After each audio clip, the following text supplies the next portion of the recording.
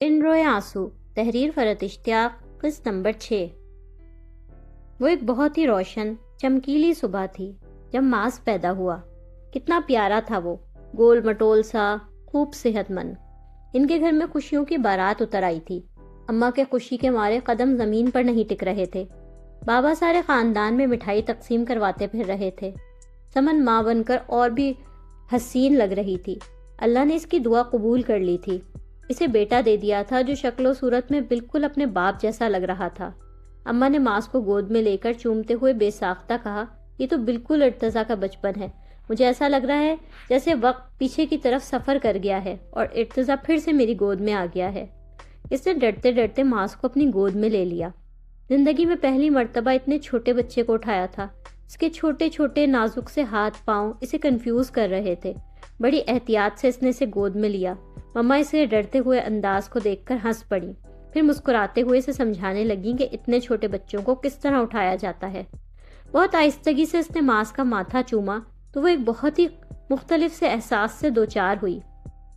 اسے یوں لگا جیسے اس ننھے سے وجود میں محبت کی بہت طاقت ہے جو سیدھی اس کے دل پر پڑ رہی ہے۔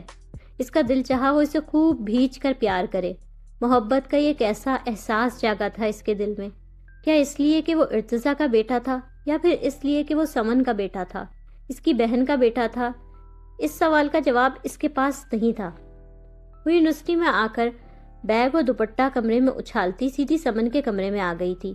ارتضیٰ عقیقے کے اگلے روز واپس چلا گیا تھا جبکہ سمن ابھی یہیں تھی۔ ماس جاگا ہوا سمن کے پاس لیٹا تھا۔ وہ خاموشی سے لیٹی ایک ٹک اسی کو دیکھ رہی تھی۔ ایسے ٹکٹکی باندھ کر کیوں دیکھ رہی ہو میرے بھانجے کو؟ کیا نظر لگانے کا ارادہ ہے؟ وہ دوسری طرف سے آ کر بیڈ پر چڑھ گئے اور فوراً ہی ماس کو گود میں اٹھا لیا۔ سمن جواباً صرف مسکرائی۔ تم ابھی اتنی خاموشی سے لیٹ کر ماس کو دیکھتے ہوئے کیا سوچ رہی تھی؟ بتاؤں گی تو تم ہنسو گی، وہ مسکراتے ہوئے بولی۔ میں ماس کے بارے میں سوچ رہی تھی صبا، جب وہ چلنا شروع کرے گا تو کیسا لگے گا؟ اس کا وہ چھوٹا سا پہلا قدم کیسا ہوگا؟ وہ تھوڑا سا چڑھ کر لڑکھڑا کر گرنے لگے گا تو میں جلدی سے اسے تھام لوں گی، گرنے سے بچا لوں گی، پھر اس کے دونوں ہاتھ پکڑ کر آہستہ آہستہ لے کر اسے چلاتے ہوئے اس کا چلنے کا شوق پورا کراؤں گی۔ اس کے تصورات کی دنیا صبا کے بے ساختہ قہقہے نے ختم کر ڈالی۔ پھر وہ اور بڑا ہوگا، اسکول سے کالج اور پھر کالج سے یونیورسٹی میں پہنچ جائے گا۔ اپنی کسی خوبصورت سی کلاس فیلو سے اس کا افیئر ہوگا۔ تم روایتی ماؤں کی طرح ولن کا کردار ادا کرتے ہوئے یہ شادی نہیں ہو سکتی کا اعلان کرو گی۔ میں ایسے موقع پر اپنے بھانجے کی حمایت کروں گی۔ پھر اگر تمہاری مخالفت کے باوجود بھی یہ شادی ہو گئی تو تم اپنی بہو کا جینا دوبر کر دو گی۔ تم ظالم خطرناک قسم کی ساس بن کر کتنی پیاری لگو گی نا سمن۔ وہ اپنی باتوں کو انجوائے کرتے ہوئے بے تحاشا ہنس رہی تھی۔ سمن بھی کھلکھلا کے ہنس پڑی تھی۔ حد ہے صبا، میں اتنی سنجیدگی سے بات کر رہی تھی اور تم کہاں سے کہاں پہنچ گئی۔ صبا یہ سوپ سمن کو دے آؤ، مما نے سمن کے لیے سوپ تیار کر کے اس سے کہا۔ وہ خود رات کے کھانے کے لیے ڈیڈی کی پسندیدہ فروٹ سلاد بنانے میں مصروف ہو گئی تھی۔ اس سے کہنا بغیر نخرے دکھائے سارا سوپ پینا ہے۔ ٹرے ہاتھ میں اٹھا کر کچن سے نکلتے ہوئے اس نے مما کی بات سنی اور سر ہلاتے ہوئے سمن کے کمرے میں آ گئی۔ وہ کمرے میں آئی تو سمن فون پر بات کر رہی تھی۔ بہت مزہ آ رہا ہے مجھے یہاں پر، سب ایسے نخرے اٹھا رہے ہیں میرے جیسے میں کوئی وی آئی پی ہوں۔ ابھی ابھی صبا کمرے میں آئی ہے میرے لیے ٹرے میں کچھ لے کے، وہ ہنستے ہوئے بول رہی تھی۔ ابھی ایک ہفتہ تو ہوا ہے آپ کو گئے ہوئے، رہیں تھوڑے دن، اچھا ہے میری اہمیت کا پتہ چل رہا ہوگا۔ میرا فی الحال واپسی کا بالکل کوئی ارادہ نہیں، میں یہاں بہت انجوائے کر رہی ہوں۔ اس نے سمن کے سامنے لا کر ٹرے رکھ دی، پھر ایک نظر ماس پر ڈالی۔ وہ کورٹ میں لیٹا بے خبر سو رہا تھا۔ اچھا میں فون بند کر رہی ہوں، مجھے سوپ پینا ہے۔ پھر خدا حافظ کہتے ہوئے سمن نے فون بند کر دیا۔ ارتضیٰ کا فون تھا، مجھ سے واپس آنے کے لیے کہہ رہے ہیں، سمن نے سوپ کا پیالہ اپنے ہاتھوں میں لیتے ہوئے بولا۔ صبا نے اس کے جواب میں کچھ نہیں کہا۔ تم سوپ پیو سمن، مما نے کہا ہے سارا سوپ پینا ہے تمہیں۔ میں کچن میں جا رہی ہوں، مما ڈیڈی کے لیے فروٹ سلاد بنا رہی ہیں، میں تھوڑی ان کی ہیلپ کرا دوں۔ سمن نے چمچہ منہ میں لیتے جاتے ہوئے سر کو کیوں ہلایا جیسے اسے جانے کی اجازت دی۔ وہ کمرے سے نکل کر کوریڈور میں آ گئی۔ سمن آج دوپہر میں جب تم مجھ سے اپنا خواب شیئر کر رہی تھی تو میں بھی انہیں اتنے ہی پیار سے سن رہی تھی جتنے پیار سے انہیں تم سنا رہی تھی۔ مجھے ایک پل کے لیے بھی تمہارے خوابوں سے حسد محسوس نہیں ہوئی۔ وہ میرے بہن کے خواب تھے، پھر تم نے میرے خوابوں کے ساتھ ایسا کیوں کیا سمن؟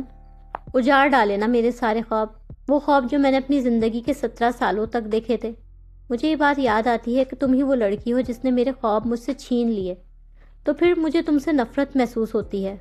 اور تم سے تمہارے خواب چھین لینے کا دل بھی چاہتا ہے، اور جب تمہیں اپنی بہن کی نظر سے دیکھتی ہوں تو تم مجھے بہت اچھی لگتی ہو، تم پر پیار آتا ہے، اور ارتضیٰ غضنفر کے ساتھ دیکھتی ہوں، اس کے حوالے سے دیکھتی ہوں، تم اس کی محبوبہ ہو، اس کی بیوی ہو، اس کے بچے کی ماں ہو، تو مجھے تم سے نفرت ہونے لگتی ہے۔ تمہیں اس کے ساتھ دیکھ کر، اس کے بارے میں اتنے حق سے بولتا دیکھ کر مجھے آج بھی اتنی ہی تکلیف ہوتی ہے، اتنی ہی اذیت ہوتی ہے جتنی پہلے دن ہوئی تھی۔ وہ مما کے پاس کچن میں آ گئی اور سلاد بنانے میں مصروف ہو گئی۔ سمن ارتضیٰ کے آنے کے لیے منع کرنے کے باوجود 2 دن بعد ہی لاہور واپس چلی گئی۔ اماں سمن کے ساتھ گئی تھی۔ پہلے اگر انہیں صرف سمن کی فکر رہا کرتی تھی تو اب فکر کرنے کے لیے معاذ کا بھی اضافہ ہو گیا تھا۔ اس کے جانے کے بعد گھر میں ہر طرف سناٹا پھیل گیا تھا۔ ارتضیٰ کا لاہور میں کام ختم ہو گیا، وہ لوگ کراچی واپس آ گئے۔ معاذ اب 11 ماہ کا ہو چکا تھا۔ اس کی پہلی سالگرہ آنے میں 1 مہینہ رہ گیا تھا۔ بلا کا ضدی، شرارتی تھا اور سب گھر والوں کو نچا کے رکھتا تھا۔ اس کی شرارتوں، شور شرابے سے گھر میں زندگی کی ایک نئی لہر دوڑ گئی تھی۔ وہ ایک اکیلا بچہ تھا اور لاڈ اٹھانے والے اتنے بہت۔ اماں خوش ہو کر اپنے بچوں کو دیکھتی۔ ان کا خاندان مکمل ہو گیا تھا، صرف ظفر کی کمی تھی، باقی ان کے سب بچے ان کی نگاہوں کے سامنے تھے۔ عامر کی شادی ہو گئی پچھلے مہینے۔ معاذ کو کھچڑی کھلاتے ہوئے سمن نے اسے مخاطب کیا۔ وہ معاذ کے ساتھ بلاک سے کھیلنے میں مصروف تھی۔ کون عامر؟ اسے واقعی یاد نہیں تھا کہ کس کی بات ہو رہی ہے۔ زیادہ بنو مت، وہ فائزہ کا کزن، اور اب یہ مت کہنا کہ کون فائزہ۔ سمن نے ناراض لہجے میں بولا۔ اچھا ہاں، یاد آ گیا مجھے، بہت مبارک ہو۔ اس کے لیے جیسے اس بات میں کہیں افسوس کا کوئی پہلو نہیں تھا۔ کس سے ہوئی اس کی شادی؟ وہ جو لڑکیاں اس کے پیچھے قطار لگائے کھڑی رہا کرتی تھیں، انہی میں سے کسی سے ہوئی ہوگی یا کسی اور سے؟ اپنی اسی مصروفیت کے ساتھ اس نے بغیر سر اٹھائے پوچھا۔ کزن ہے اس کی، بہت پیاری ہے، فائن آرٹس میں گریجویشن کر رکھا ہے اس نے۔ اسلام آباد میں ولیمہ تھا ان کا، ہم لوگ گئے تھے ولیمے میں۔ اتنا شاندار کپل ہے ان دونوں کا۔ ولیمے والے دن عامر گرے سوٹ میں بے حد ہینڈسم لگ رہا تھا۔ حالانکہ کسی سے جیلس ہونا اچھی بات نہیں، لیکن پھر بھی مجھے اس کی بیوی سے اتنی جیلسی ہو رہی تھی۔ سمن نے بہت دکھ بھرے انداز میں سے تفصیلات سنائی۔ تم کیوں جیلس ہو رہی تھی؟ مرتضیٰ بھائی سے زیادہ ہینڈسم تو نہیں لگ رہا ہوگا؟ بلا وجہ نہ اتراؤ مت، سب پتہ ہے تمہیں۔ اتنا اچھا لگتا تھا عامر مجھے تمہارے لیے۔ فائزہ نے مجھ سے تمہارے اور عامر کے رشتے کے بارے میں ایک بار بات بھی کی تھی، جب تم لاہور ہم لوگوں کے پاس رہ کر واپس گئی تھی، جب اس کے کچھ دنوں بعد۔ ظاہر سی بات ہے عامر نے اس سے یہ بات کہی ہوگی کہنے کے لیے۔ میرے ہاں کہنے کی دیر تھی، عامر فوراً اپنے پیرنٹس کو یہاں کراچی رشتہ مانگنے کے لیے بھیج دیتا۔ اتنا میرا دل دکھا تھا اسے منع کرتے ہوئے، مگر تم جو اتنی شدت کے ساتھ اس کے بارے میں ناپسندیدگی کا اظہار کر کے گئی تھی، تو میں یہ بات آگے کیسے بڑھا سکتی تھی؟ سمن نے بہت غصے سے اسے گھورتے ہوئے ساری بات بتائی۔ وہ سمن کی باتیں سن تو رہی تھی مگر کسی خاص توجہ کے بغیر۔ صبا تم مجھے سچ سچ بات بتاؤ، عامر کو ناپسند کرنے کی کیا وجہ تھی؟ تمہارا اس رات کا رد عمل میرے لیے بہت حیرت انگیز تھا۔ اتنی شدت سے تم نے اس کے بارے میں اپنی ناگواری کا اظہار کیا تھا، مجھے لگا تم کسی اور کو پسند کرتی ہو۔ تب اس بارے میں مزید بات کرنا میں نے مناسب نہیں سمجھا۔ ارتضیٰ سے بھی میری اس بارے میں کوئی بات نہیں ہوئی۔ شاید میری طرح انہوں نے بھی دانستہ اس بات کو اگنور کرنے کی کوشش کی ہوگی۔ میں نے سوچا تھا کچھ دنوں بعد تم سے پوچھوں گی، لیکن پھر معاذ کے ہونے کے بعد تو میں ہر بات ہی بھول گئی۔ یہ تو پچھلے مہینے جو اس کے ولیمے کا کارڈ آیا اور ہم لوگ وہاں گئے تو مجھے بھولی ہوئی باتیں یاد آئیں۔ نیپکن سے اس کا منہ صاف کرنے کے بعد اب وہ مکمل طور پر اسی کو دیکھ رہی تھی۔ کیا واقعی کوئی ہے جسے تم پسند کرتی ہو، یا محض یہ میرا وہم ہے؟ دیکھو سچ سچ بتانا، اگر تم نے مجھ سے جھوٹ بولا اور پھر بعد میں مجھے یہ بات کہیں اور سے پتہ چلی نا تو میں تمہیں چھوڑوں گی نہیں۔ میں نے تم سے ارتضیٰ کے بارے میں ہر بات شیئر کی تھی کیا ابھی بھی کرتی ہوں۔ جب میں تمہیں اپنی ہر بات بتاتی ہوں تو پھر یہ میرا بھی حق ہے کہ تم بھی مجھ سے ہر بات کرو اور مجھ سے کچھ بھی نہ چھپاؤ۔ تم مجھے ہر بات اس لیے بتاتی تھی کیونکہ تمہارے پاس بتانے کے لیے بہت ساری باتیں تھیں۔ میں تمہیں کیا بتاؤں؟ کاش تمہاری طرح کی کوئی لو سٹوری میری بھی ہوتی، ایک ہینڈسم سا بندہ جو دل و جان سے مجھ پر فدا ہو رہا ہے اور جسے دیکھ کر میرا دل تیز تیز دھڑکنا شروع کر دیتا ہو۔ افسوس میرے پاس تمہیں سنانے کے لیے کوئی حسین رنگین کہانی نہیں ہے۔ وہ ہنس دی تھی۔ پھر وہ تمہیں اتنا برا کیوں لگا تھا؟ وہ ہینڈسم بندہ دل و جان سے فدا ہو تو رہا تھا تم پر۔ سمن حیرانگی سے بولی۔ تمہیں سڈنی میں اپنا کلاس فیلو جو بہت جینیس تھا، ہینڈسم تھا اور تمہیں پسند بھی کرتا تھا، کیوں اچھا نہیں لگتا تھا؟ اور وہ تمہارے انکل کا بیٹا جو صرف تمہاری ایک جھلک دیکھنے کے لیے تم لوگوں کے گھر آیا کرتا تھا، کتنا کوالیفائڈ تھا، پھر وہ تم اسے کیوں ناپسند کرتی تھی؟ کیوں تم نے اس کی محبت قبول نہیں کی؟ سمن لاجواب ہو جانے والے انداز میں خاموشی سے اسے دیکھ رہی تھی۔ ہر اچھا شخص جو مجھے بھی پسند کر رہا ہو، ضروری نہیں کہ میں بھی اسے پسند کرنے لگوں، اور یہ بھی ضروری نہیں کہ اس ناپسندیدگی کے پیچھے کوئی نہ کوئی وجہ بھی ہو۔ ایسے ہی میرے پاس بھی اسے ناپسند کرنے کے لیے کوئی وجہ نہیں، سوائے اس کے کہ وہ نہیں جسے دیکھ کے میرا دل تیز تیز دھڑکنے لگے یا شاید کچھ پل کے لیے دھڑکنا ہی بھول جائے۔ سمن کے پاس اب بحث کرنے کے لیے کوئی پوائنٹ ہی نہیں بچا تھا۔ ماس کی پہلی سالگرہ آنے میں کچھ دن ہی رہ گئے تھے۔ گھر میں سب کی خواہش تھی کہ سالگرہ خوب شاندار طریقے سے سیلیبریٹ کی جائے۔ گھر میں کئی دن پہلے سے فنکشن کی تیاریاں شروع ہو گئی تھیں۔ سمن کو ظفر کے اس موقع پر دور ہونے پر بڑا رنج تھا۔ ویسے فرمائشیں کر کر کے ماس کی تصویریں ویڈیوز منگواتے رہتے ہیں، دیکھو تو صحیح میرا بھانجا کتنا بڑا ہو گیا، اور اب جب اسی لاڈلے بھانجے کی سالگرہ ہے تو انہیں تحفہ بھیجنا تو دور کی بات، فون پر مبارکباد دینا بھی یاد نہیں رہا۔ وہ مما سے گلے شکوے کرنے میں مصروف تھی۔ ان دونوں سے کچھ فاصلے پر بیٹھا ارتضیٰ بظاہر ماس کے ساتھ کھیلتا ہوا اس گفتگو کو لاپرواہی سے سن رہا تھا، لیکن اس کی آنکھوں میں ایک شوق سی مسکراہٹ چھپی ہوئی تھی۔ ظفر نے اپنے آنے کی اطلاع صرف اس کو دی تھی۔ یقیناً وہ اس طرح اچانک پہنچ کر سب کو سرپرائز دینا چاہتا تھا۔ تھوڑی دیر بعد جب وہ ماس کو سمن کی گود میں دے کر یہ کہتا ہوا گیا کہ میں ابھی تھوڑی دیر میں آتا ہوں، گھر سے گاڑی لے کر نکلا تو کسی کے وہم و گمان میں بھی نہیں تھا کہ وہ ظفر کو لینے ایئرپورٹ جا رہا ہے۔ ظفر کو ایک دم سے اپنے سامنے دیکھ کر سبھی بہت خوش تھے، مگر سمن کی خوشی تو دیکھنے سے تعلق رکھتی تھی۔ گھر میں پہلے ہی سے خوشیوں نے قدم جما رکھے تھے۔ ان خوشیوں اور رونقوں کو ظفر کی آمد نے کئی گنا بڑھا دیا تھا۔ وہ تیار ہو کر سمن کے کمرے میں آئی تو وہ تیار ہو چکی تھی۔ پرپل کلر کی خوب کام کی بھری ہوئی قیمتی ساڑی پہنے وہ ہمیشہ سے بھی زیادہ حسین لگ رہی تھی۔ بہت خوبصورت لگ رہی ہو تم، یہ سیٹ اس ساڑی کے ساتھ بہت اچھا لگ رہا ہے۔ اندر آ کر اسے دیکھتے ہوئے اس نے بے ساختہ تعریف کی۔ تم بھی بہت خوبصورت لگ رہی ہو، لیکن تم نے بال کیوں نہیں کھولے؟ ان کپڑوں کے ساتھ تو بال کھلے اچھے لگتے۔ وہ ماس کو تیار کرنے میں مصروف تھی۔ اس کی تیاری کو غور سے دیکھنے کے لیے اس نے سر اوپر اٹھایا تھا۔ مما نے منع کر دیا یار، انہیں لگتا ہے کہ کہیں میرے حسین بالوں کو کسی کی نظر نہ لگ جائے، اس نے ہنستے ہوئے بتایا۔ لوگوں کو اور کوئی کام تھوڑی ہے دنیا میں، وہ بیچارے اتنے فارغ ہیں کہ میرے بالوں کی خوبصورتی پر خوب غور و فکر بھی کریں گے اور پھر انہیں نظر بھی لگائیں گے۔ ماس سمن کی گود میں اچھل کود کر رہا تھا۔ اسے سمن کی تیاری کی فکر لاحق ہوئی، لیکن وہ خود اپنی تیاری کے خراب ہو جانے میں ذرا بھی فکر نہیں کر رہی تھی۔ سمن تمہاری ساڑی خراب ہو جائے گی۔ میرا بیٹا میری گود میں آ کر خوش ہو رہا ہے اور میں یہ سوچ کر اسے خود سے دور کر دوں کہ کہیں میری ساڑی خراب نہ ہو جائے، اس نے ماس کے ہاتھ چومتے ہوئے کہا۔ ماس کے لیے وہ ہمیشہ ایسی ہی دیوانگی دکھاتی تھی، مگر آج تو یہ دیوانگی ہمیشہ سے بھی بڑھ کر نظر آ رہی تھی۔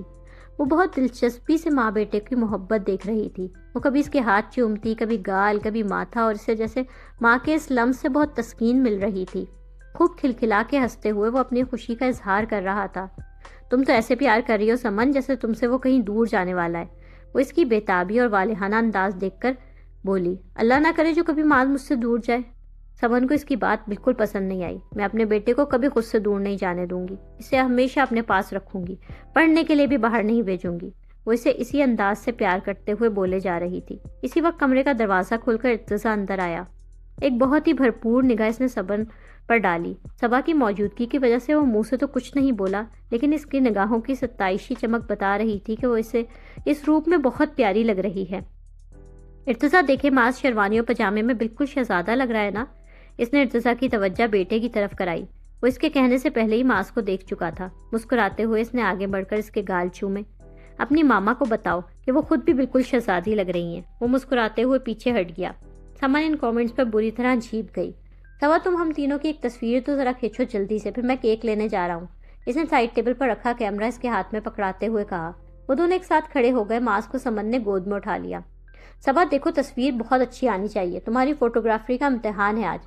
اس نے کیمرہ آنکھ سے لگایا تو ارتضیٰ بولا۔ سمن اور ارتضیٰ کے چہروں پر تو مسکراہٹ تھی ہی، ماس بھی خوب کھلکھلا رہا تھا۔ اس نے تصویر کھینچ لی۔ ارتضیٰ ڈریسنگ ٹیبل سے گاڑی کی چابی اور والیٹ اٹھانے لگا تو سمن بولی، میں بھی چلوں آپ کے ساتھ، مجھے مما کے اور اپنے لیے گجرے خریدنے ہیں۔ ارتضیٰ نے سر ہلا دیا۔ تم بھی آ جاؤ سبا، ابھی تو مہمان نہیں آئے، فنکشن شروع ہونے میں خاصا وقت ہے ابھی۔ ماس کو گود میں اٹھا کر ارتضیٰ کے پیچھے جاتے ہوئے وہ اس سے بولی۔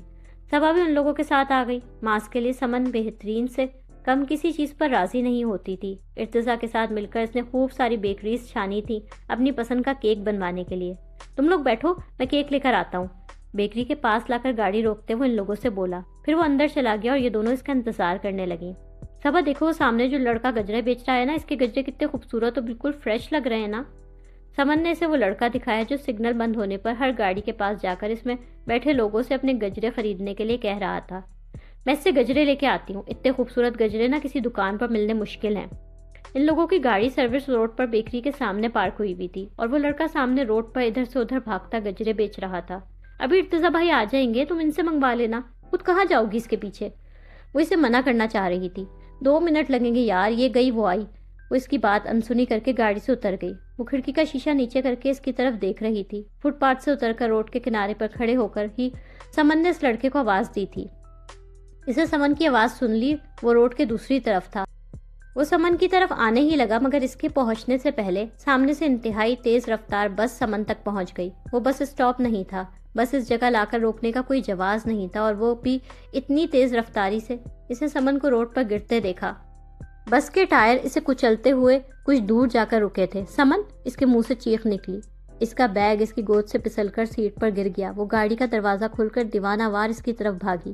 صرف اسی نے ہی منظر نہیں دیکھا، بیکری سے کیک کا ڈبہ ہاتھ میں لے کر نکلتے ہوئے ارتضیٰ نے بھی اسے گرتے اور بس کے نیچے آ کر کچلتے دیکھا تھا۔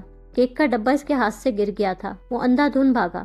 صبح سے بھی پہلے وہ اس تک پہنچ چکا تھا۔ اس کے کہاں کہاں سے خون بہ رہا تھا پتہ نہیں چل رہا تھا، مگر وہ پوری کی پوری خون میں نہائی ہوئی تھی۔ سمن آنکھیں کھولو، دیکھو کچھ نہیں ہوا، ہم ابھی ہاسپٹل جائیں گے، وہ پاگلوں کی طرح سے جھنجھوڑ کر بولا۔ پھر اسے اپنے بازوؤں میں اٹھا کر تیزی سے واپس گاڑی کی طرف آیا۔ اس کے جسم سے بہنے والا بے تحاشا خون اسے ہراساں کر رہا تھا۔ اس کی قمیض اور اس کے ہاتھ سمن کے خون سے پورے پورے بھیگے ہوئے تھے۔ اسے گاڑی کی پچھلی سیٹ پر لٹا کر اس نے بہت تیز رفتاری سے گاڑی دوڑائی تھی۔ اس رفتار سے اس نے پہلے زندگی میں کبھی نہیں گاڑی چلائی تھی۔ گاڑی کی پچھلی سیٹ پر وہ سمن کا سر اپنی گود میں رکھ کر بیٹھی تھی۔ اس کی آنکھوں سے آنسو بہ رہے تھے۔ آپ گاڑی تیز کیوں نہیں چلا رہے؟ وہ روتے ہوئے چلا رہی تھی۔ سمن آنکھیں کھولو پلیز، وہ اس کی بند آنکھوں کو کھولنے کی کوشش کر رہی تھی۔ یہ آنکھیں کیوں نہیں کھول رہی ارتضیٰ بھائی؟ اس سے کہیں گے آنکھیں کھولے۔ وہ اپنے حواس کھو رہی تھی۔ سمن پلیز آنکھیں کھولو، دیکھو ابھی ہمیں ماس کی سالگرہ کا فنکشن بھی تو کرنا ہے، گھر پر مہمان آنا شروع ہو گئے ہوں گے۔ اس کا ہاتھ سمن کے سینے پر بالکل دل کے پاس رکھا تھا۔ اسے وہاں خاموشی کا احساس کیوں ہوا تھا؟ گھبرا کر اس نے اپنا ہاتھ وہاں سے اٹھا لیا۔ یہ کچھ بولتی کیوں نہیں ہے؟ اس نے اپنے خون میں بھیگے ہاتھوں کو خوفزدہ نظروں سے دیکھا۔ اس کی گود میں سر رکھے وہ بالکل خاموش تھی، آنکھیں بند کیے جیسے اب کبھی اس نے بولنا ہی نہیں ہے۔ وہ لوگ ہاسپٹل پہنچ گئے تھے۔ وہ پاگلوں کی طرح ادھر ادھر دیکھ رہی تھی۔ اسے نہ کچھ دکھائی دے رہا تھا، نہ کچھ سنائی دے رہا تھا۔ ڈاکٹر نے آ کے سمن کو دیکھا۔ وہ منتظر تھی کہ وہ ابھی سے ٹریٹمنٹ کرنا شروع کر دیں گے، ان لوگوں سے کہیں گے کہ فکر کی کوئی بات نہیں، مگر وہ اسے ٹریٹمنٹ نہیں دے رہے تھے۔ ان لوگوں سے یہ بھی نہیں کہہ رہے تھے کہ فکر نہ کرے، وہ کہہ رہے تھے کہ سمن مر گئی ہے، وہ راستے میں مر چکی ہے۔ اس کی گود میں سر رکھے رکھے ہی وہ مر چکی تھی۔ ارتضیٰ نے خالی خالی نگاہوں کے ساتھ بڑی بے یقینی سے ڈاکٹر کی طرف دیکھا تھا۔ وہ الٹے قدموں چلتی سمن اور ارتضیٰ سے بہت دور آ گئی تھی۔ پھر اس نے ارتضیٰ کو سمن کے اوپر جھک کر چیخ کر روتے سنا۔ اس نے بھیج کر اپنی آنکھیں بند کر لیں۔ اسے لگا کہ ابھی وہ آنکھیں کھولے گی تو سب کچھ ٹھیک ہو جائے گا۔ سمن اس کے پاس کھڑی مسکرا رہی ہوگی۔ دیکھا کیسا ڈرایا میں نے تم لوگوں کو۔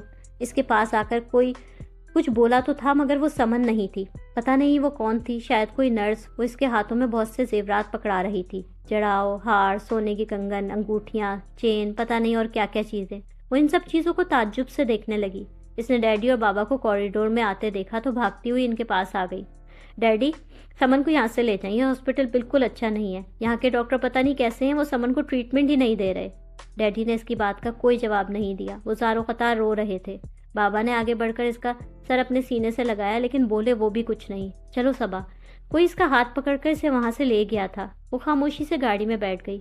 راستے بھر وہ خاموش رہی۔ گاڑی ان کے گھر کے پاس آ کے رکی تو باہر سے ہی رونے کی آوازیں سنائی دے رہی تھی۔ اسے گھر کے اندر قدم رکھتے ہوئے خوف آیا۔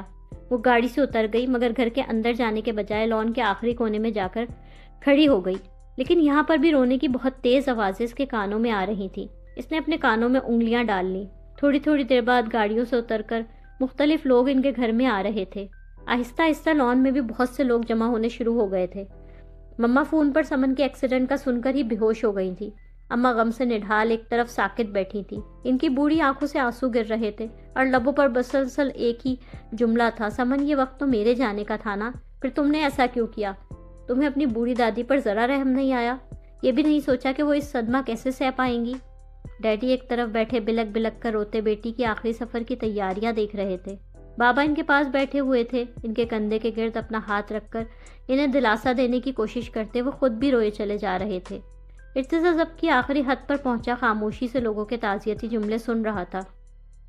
اس کے لب بالکل خاموش تھے اور اس کی آنکھیں بالکل ویران بنجر۔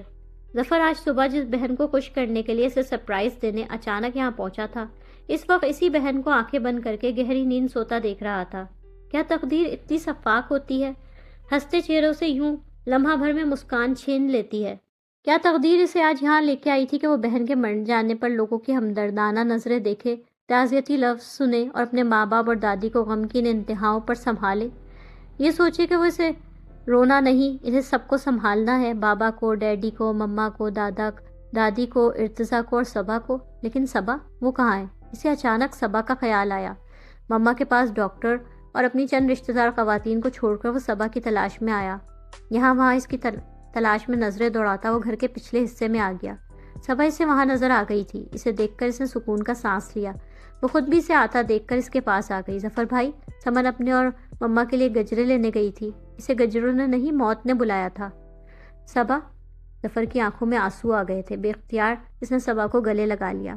صبا، سمن ہمیں چھوڑ کر چلی گئی ہے۔ وہ تڑپ کر اس کے بازوؤں میں سے نکلی اور بھاگتی ہوئی پچھلی طرف سے کھلنے والے دروازے سے اندر داخل ہوئی۔ ظفر بھی اس کے پیچھے اندر آ گیا۔ وہاں بہت سے لوگ تھے۔ لاؤنج لوگوں سے گچا کھچ بھرا ہوا تھا۔ اس نے دیکھا ظفر مما کو سنبھالنے کی کوشش کر رہا تھا، مگر وہ اس سے سنبھالی نہیں جا رہی تھی۔ ان کی چیخیں گھر کے در و دیوار کو ہلا رہی تھی اور لاؤنج کے بیچوں بیچ وہ لیٹی ہوئی تھی، آنکھیں بند کیے وہ گہری نیند سو رہی تھی۔ وہ ہلکی سی آہٹ سے بھی سوتے سوتے اٹھ جایا کرتی تھی اور آج اتنے شور میں اتنے سکون سے سو رہی تھی۔ تم یہی چاہتی تھی نا صبا؟ اس نے سمن کی آواز سنی۔ تم یہاں پر کیوں آ گئی سمن؟ اس نے اپنی روتی ہوئی آواز سنی۔ جب میں نہیں تو سمن بھی نہیں۔ اس کی اپنی آواز اس کے ارد گرد گونج رہی تھی۔ اس کی آنکھیں خوف سے پھٹ گئی تھیں۔ کیا ایسا ہو سکتا ہے کہ سمن بھی اس روز انس ماموں اور ممانی کے ساتھ اسی پلین میں ہوتی؟ کیا فرق پڑ جاتا اگر سمن بھی مر جاتی؟ وہ مر جاتی، پھر یہ سب نہ ہوتا جو آج ہوا۔ وہ آج اس شخص کی دلہن بنی بیٹھی ہے جسے میں نے اپنی زندگی سے بھی بڑھ کر چاہا ہے۔ کاش تم مر جاتی سمن۔ وہ آواز چیخ چیخ کر رو رہی تھی۔ اس کے منہ سے چیخ نہیں نکل سکی تھی۔ وہاں جتنے لوگ رو رہے تھے، بین کر رہے تھے، ان کی وہ سب آوازیں اس روتی ہوئی آواز کے آگے دب گئی تھی۔ اسے اب لاؤنج میں سوائے سمن کے کوئی نظر نہیں آ رہا تھا۔ وہ دونوں وہاں تنہا تھیں۔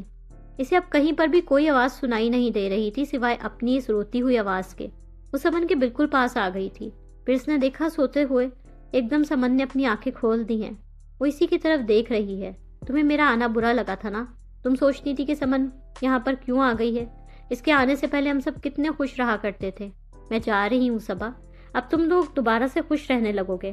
میں تو بس اپنی زندگی کے چند آخری سال تم لوگوں کے ساتھ گزارنے آئی تھی۔ تم لوگوں کے درمیان تھوڑا سا وقت گزارنا چاہتی تھی میں۔ اتنی سی بات پر تم اتنا دکھی ہوتی تھی۔ میں اس محبت سے دستبردار ہو گئی ہوں۔ اب میں کبھی تمہاری بچپن کی محبت پر اپنا حق نہیں جتاؤں گی۔ تمہاری محبت تم سے نہیں چھینوں گی۔ تمہاری محبت صرف تمہاری ہے۔ اس نے رونا چاہا مگر اس کی آنکھوں سے ایک آنسو نہیں نکل سکا۔ وہ جس طرح بول نہیں سک رہی تھی اسی طرح رو بھی نہیں پا رہی تھی۔ اس نے دیکھا چند لوگ سمن کے پاس آئے، وہ اسے وہاں سے اٹھانے لگے۔ اس نے آگے بڑھ کر ان لوگوں کو روکنا چاہا مگر اس کے پاؤں زمین کے اندر دھس چکے تھے۔ وہ ایک قدم بھی آگے نہیں اٹھا سکی تھی۔ وہاں موجود ہر فرد کی آنکھوں سے آنسو بہہ رہے تھے اور اس کی آنکھیں رونا بھول چکی تھی۔ اس کی آنکھوں میں آنسو جم گئے تھے۔ آنسو بن کر بہنے والا پانی برف بن کر اس کی آنکھوں میں جم گیا تھا۔ میرے اللہ، کسی کی نظر کھا گئی میرے بچوں کی خوشیوں کو۔ میرے دل کو چین نہیں آتا مولا۔ کتنی دعائیں مانگی تھی میں نے اپنے بچوں کی خوشیوں کے لیے، کیا میری کوئی دعا بھی قبول نہیں ہوئی؟ اماں اپنا کلیجہ پیٹ پیٹ کر روئی چلے جا رہی تھی۔ ڈیڈی ان کے پاس بیٹھے سر جھکائے آنسو بہا رہے تھے۔ اماں، آپ کی پیاری سمن کی خوشیوں کو میری نظر لگی ہے۔ ہاں اماں، میری۔ میں اپنی بہن کی خوشیوں سے جل گئی تھی، کم ظرف اور حاسد ہو گئی تھی۔ اسے میری آ لگی ہے۔ جس رات اس نے اپنی نئی زندگی کا آغاز آپ سب کی دعاؤں کے ساتھ کیا تھا، اس رات میں سارا وقت اپنی بہن کو بددعائیں دیتی رہی تھی، اللہ سے شکوے کرتی رہی تھی۔ میرے آنسو اور میری ہائیں کھا گئیں اس کی خوشیوں کو۔ شاید اس رات میرے لیے در قبولیت کھلا ہوا تھا اور اس قبولیت کی گھڑی میں نے اپنی بہن کے لیے موت مانگی تھی۔ میرا دل چاہا تھا میں اس کی سیج سے اٹھا کر اسے کہیں غائب کر دوں اور خود اس کی جگہ بیٹھ جاؤں۔ آپ لوگوں کی دعاؤں میں وہ اثر نہیں جو میری بد دعاؤں میں تھا۔ دیکھیں وہ واقعی غائب ہو گئی ہے۔ اب مجھے کبھی بھی یہ نہیں کہنا پڑے گا کہ سمن تم یہاں پر کیوں آ گئی ہو۔ اس رات میری سب بد دعائیں عرش پر اٹھا لی گئی تھی۔ دیکھیں ان کی قبولیت میں 2 سال کا عرصہ بھی تو نہیں لگا۔ 15 دن باقی ہے نا ابھی اس کی شادی کی دوسری سالگرہ میں۔ کتنے تھوڑے سے دن کی خوشی ملی تھی اسے۔ میں اپنے ہر عمل اور ہر بات کا جواز ڈھونڈ کر لے بھی آؤں پھر اس رات کا کیا جواز ڈھونڈوں؟ غم کی جو یہ سفاک ہولناک آندھی چلی تھی اور جو اس گھر کے سب سکھ اور سب خوشیاں اٹھا لے گئی تھی، ان میں کسی کو کوئی نظر نہیں آ رہا تھا۔ ارتضیٰ نے تو کمرے سے ہی نکلنا چھوڑ دیا تھا۔ بابا اور ڈیڈی تعزیت کے لیے آنے والوں سے مل رہے تھے۔ ظفر مما کے ساتھ ہاسپٹل میں تھا۔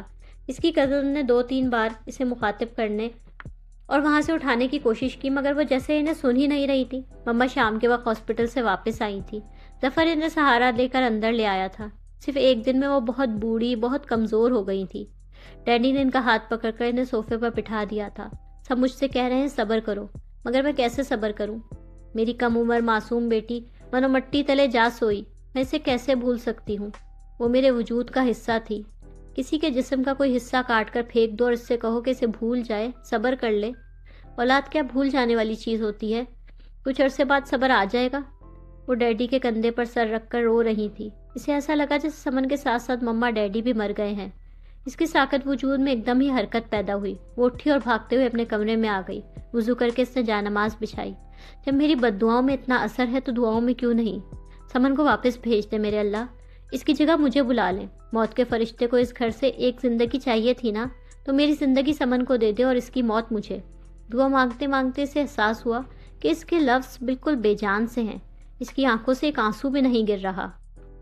سوئم والے دن قبرستان سے فاتحہ پڑھ کر آنے کے بعد ارتضیٰ نے اپنی ان 3 دنوں کی خاموشی توڑ دی تھی۔ وہ اماں کی گود میں منہ چھپا کر بچوں کی طرح بلک بلک کر رونے لگا۔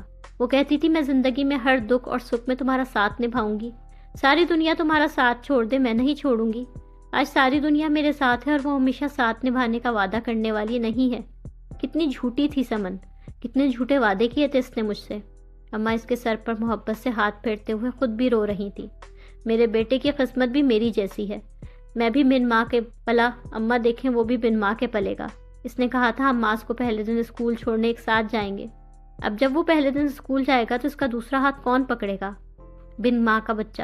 ماس کے لیے یہ لفظ سننا کتنا اذیت ناک تھا۔ اس کے دل کو کچھ ہوا۔ وہ ارتضیٰ سے کہنا چاہتی تھی مت بولو ماس کے لیے لفظ۔ اسے اچانک ہی ماس کا خیال آیا۔ اسے 2-3 دنوں سے وہ بھول بیٹھی تھی۔ ان 3 دنوں میں کس نے اس کا خیال رکھا، کون اس کی دیکھ بھال کرتا رہا، اسے بالکل بھی نہیں پتا تھا۔ وہ بابا کی گود میں بیٹھا بڑے مزے سے ان کے کلاسز سے کھیل رہا تھا۔ اسے پتہ ہی نہیں تھا اس کا کتنا بڑا نقصان ہو گیا ہے۔ تقدیر نے اس معصوم سے بچے سے وہ چھین لیا ہے جسے اس کی سب سے زیادہ ضرورت تھی۔ ارتضیٰ کی آنکھوں کی سرخی بتا رہی تھی کہ وہ پچھلی 3 راتوں سے نہیں سویا۔ وہ آج پہلی مرتبہ ارتضیٰ غضنفر کو 100% سمن کے حوالے سے دیکھ رہی تھی۔ وہ اس کی بہن کا محبوب ہے، اس کا شوہر ہے، اس کے بیٹے کا باپ ہے۔ ارتضیٰ سے اس کا ہر رشتہ صرف اور صرف سمن کے حوالے سے ہے۔ اگر سمن کو بیچ میں ہٹا دو تو اس کا اس شخص سے کوئی رشتہ نہیں تھا۔ آج اسے دیکھ کر نہ کھو دینے کا کوئی دکھ نہ تھا اور نہ حاصل کرنے کی جستجو۔ وہ اسے یاد کر کے اس قدر سوگوار تھا، وہ اس شخص کے دکھ کو پوری شدت کے ساتھ محسوس کر سکتی تھی۔ اسے پتا تھا کہ اس شخص اس کی بہن سے کتنی بے تحاشا محبت کرتا تھا۔ وہ چپ چاپ اپنے کمرے میں آ گئی۔ اس نے کمرے کی در و دیوار کی طرف دیکھا، اس بیڈ کی طرف دیکھا جس پر بے شمار راتیں ان دونوں نے ساتھ سو کر گزاری تھی۔ وہ بیڈ سوگوار تھا، وہ در و دیوار سوگوار تھے، حالانکہ وہ تو اس کی شادی سے پہلے کی بات تھی، 2 سال پہلے کی بات تھی، جب وہ اس کمرے میں رہا کرتی تھی۔ پھر یہ کمرہ آج اچانک اس کی جدائی میں غمگین ہو گیا، لیکن وہ کمرہ اس سے کہہ رہا تھا کہ وہ پچھلے 2 سالوں سے اس کی کمی محسوس کر رہا ہے۔ کمرے کی مالک کو یہ بات آج پتہ چلی ہے۔ مجھے میرے کمرے میں تو سکون سے رہنے دو، اس گھر میں آتے ہی تم نے مجھ سے میری ہر چیز چھین لی۔ اس کے کمرے نے اسے اسی کی کہی بات یاد دلائی۔ وہ گھبرا کے کمرے سے باہر نکل آئی۔ وہ ٹیرس پہ آ کے کھڑی ہو گئی۔ اس کی آنکھ سے ایک آنسو بھی نہیں ٹپکا تھا۔ بات بات پر رو پڑنے والی صبا شفیق رونا بھول گئی تھی۔ جو برف اس کی آنکھوں میں جمی تھی اسے اب کبھی نہیں پگھلنا تھا۔ وہ جانتی تھی موسموں کی کوئی سختی، کوئی تپش اب اس برف کو پگھلا نہیں سکتی تھی۔ اس کے اندر ہر طرف اندھیرا ہی اندھیرا تھا۔ سامنے سڑک پر بہت سے لوگ آتے جاتے نظر آ رہے تھے، مگر وہ کچھ نہیں دیکھ رہی تھی۔ بس یہ سوچ رہی تھی کہ زندگی نے کبھی ان لوگوں کو آزمایا نہیں؟ مجھے تو زندگی نے بڑی بے رحمی سے آزمایا ہے، مجھے میرے پیروں پر کھڑے رہنے کے قابل تک نہیں چھوڑا۔ لائک، کامنٹس، شیئر کریں اور تازہ ترین اپڈیٹس کے لیے سبسکرائب کریں۔